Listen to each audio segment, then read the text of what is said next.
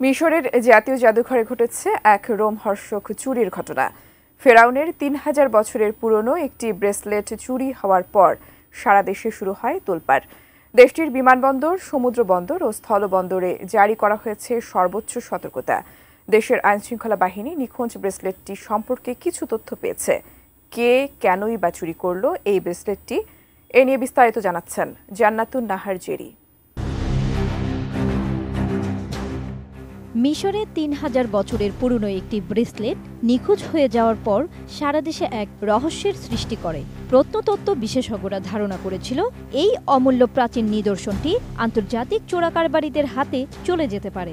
এ ধরনের প্রাচীন সম্পদ শুধু মিশরের ইতিহাস নয়, বিশ্ব সভ্যতারও গুরুত্বপূর্ণ অংশ। এ কারণে নিখোঁজ হওয়ার খবর জনমনে উদ্বেগ সৃষ্টি করেছে। প্রায় ৩,০০০ বছরের পুরনো ফেরাউন আমেনেমপের স্বর্ণখচিত একটি ব্রেসলেট হঠাৎ নিখোঁজ হয়ে যাওয়ার পর তা গলিয়ে ফেলা হয়েছে বলে জানিয়েছে মিশরের স্বরাষ্ট্র মন্ত্রণালয়। খ্রিস্টপূর্ব ১০৭৬ থেকে ৭২৩ খ্রিস্টপূর্ব সময়কালে শাসন করা ২১তম রাজবংশের এই শাসকের ব্রেসলেটটি মূলত ল্যাপিস লাজুলি পাথরের কারুকাজে অলংকৃত ছিল। গত ১৮ সেপ্টেম্বর ব্রিটিশ সংবাদ মাধ্যম বিবিসি এর খবর থেকে এ তথ্য জানা গেছে।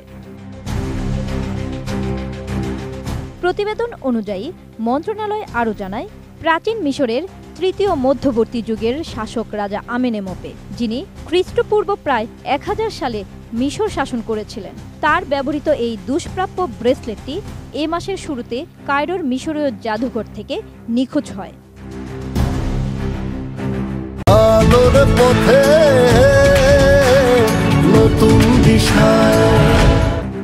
প্রথমে দেশটির প্রত্নতত্ত্ব ও পর্যটন মন্ত্রণালয় ব্রেসলেটটি নিখোঁজ হওয়ার খবর দেয় এবং আশঙ্কা প্রকাশ করে যে এটি বিদেশে পাচার হয়ে যেতে পারে।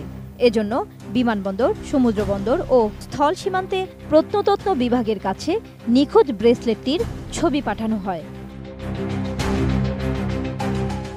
তদন্তে জানা গেছে, জাদুঘরে নিয়োজিত এক নারী বিশেষজ্ঞ ব্রেসলেটটি চুরি করে এক রূপার ব্যবসায়ীর কাছে বিক্রি করেন।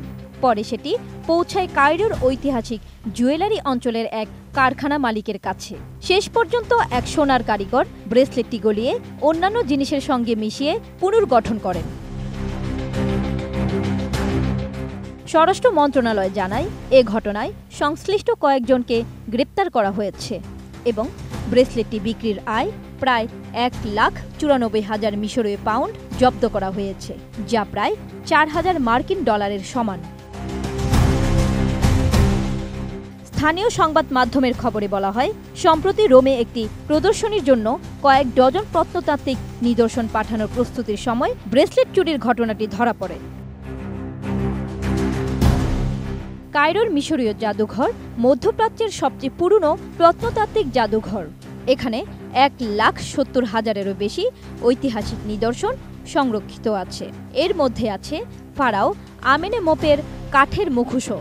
ঘটনাটি এমন সময়ে ঘটল যখন আগামী নভেম্বরে গিজার পিরামিডের কাছে মহামিশরীয় জাদুঘরের আনুষ্ঠানিক উদ্বোধন হওয়ার কথা।